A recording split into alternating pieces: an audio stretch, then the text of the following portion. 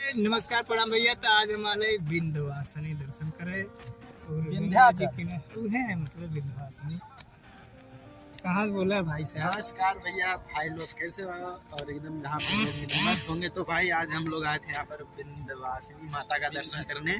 तो भाई हम लोग दर्शन कर चुके हैं और उमेश भाई भी हैं हमारे साथ में कॉमेडी उमेश निषाद जी, जो कि उमेश भाई धीरे धीरे प्रस्थान कर रहे हैं।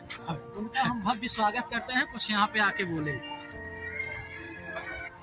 भाई साहब। मोबाइल में काफी नमस्कार प्रणाम भाई लोग, आप सब कैसे हैं? उम्मीद हो सब जने एकदम मस्त होगा, स्वस्थ होगा, मजे में होगा।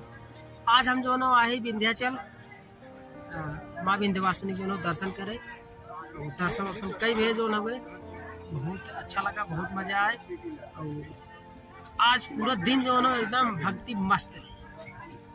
कौनो भी काम के बारे में कुछ सोचबे ना करे, हमके रोज काम लगा। थोड़ा जो माइंड एकदम जो फ्रेश, सब कुछ भूल के ना लगा था कि और कोनो काम करके मस्त एकदम जो पूजा पाठ करे है। लेकिन अब याद आवा तक जो कुछ काम आगे किया जाए। तैयारी हो गई हो, अब हम सब निकले चलते हैं घर एक तरफ। Bye bye. नमस्कार भैया, तो फिर मिला।